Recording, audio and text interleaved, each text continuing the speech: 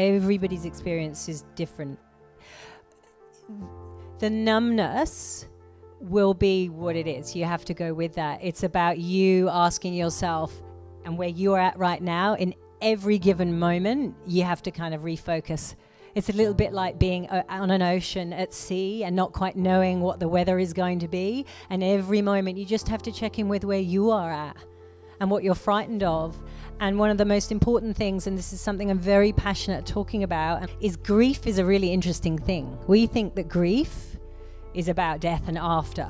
Grief is a part of every single person's life on a daily basis in terms of what we lose, from a pet when we were little, to a job, to a boyfriend.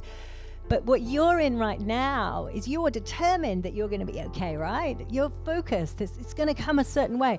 And whether you like it or not, you're going to be processing all sorts of other thoughts. You're going to be processing, even in the day, of what you're going through when you're going through chemo, what you have to let go of. So what is most important to you, and sometimes the people that love around you, is on a daily basis, you need to be able to grieve what you're frightened of or what you think you're going to lose. Let yourself feel it, then let it go, and then enjoy the moment.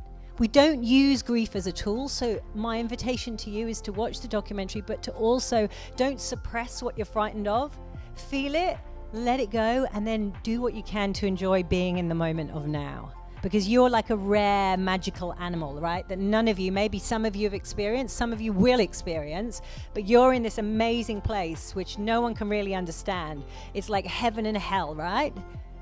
There's hell, it's burning, it's shitty, it's horrible, it's terrifying, but also you're on the precipice of something that most of us don't get to know, which is the question of life and death. So don't wish that away. If you can, honor it. Squeeze the little juicy moments and the special things in the day, and that's how you get past the numb.